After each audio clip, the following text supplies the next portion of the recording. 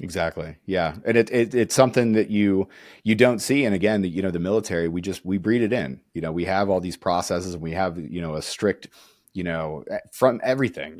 The way that you file a travel voucher is very strict and very regimented. And the way that you promote in rank is very strict and very regimented. And, the Air Force specifically, they're really good at making officers into flag officers. They're very good at making lieutenants into generals. That's what they're great at, because they have year groups and progression milestones, and you have to hit this school at this time, and you have to be in this bucket, and you have to be competitive with your peers in this way, and here's how you set yourself apart.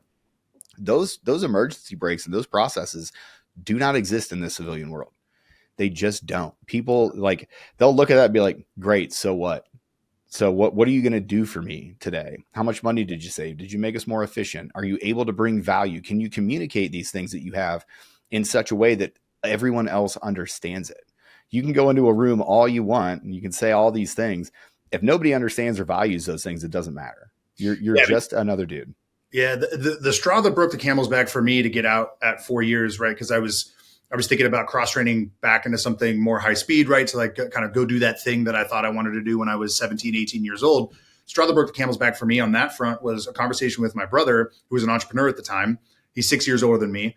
And he was like, listen, man, service is incredible. Appreciate what you've done for this country. Appreciate what everybody you work with does for this country. But it's not going to be that hard for you.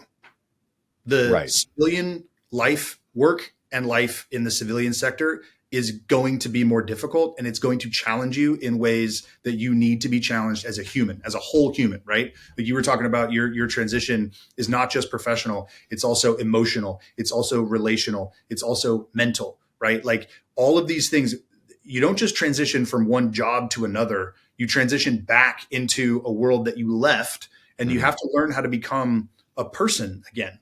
You have to learn to dispense with the elements of the indoctrination that you experience that you no longer need, Mm-hmm. and to keep the ones that work for you, and then to tweak and adjust those as you move forward in life and at work.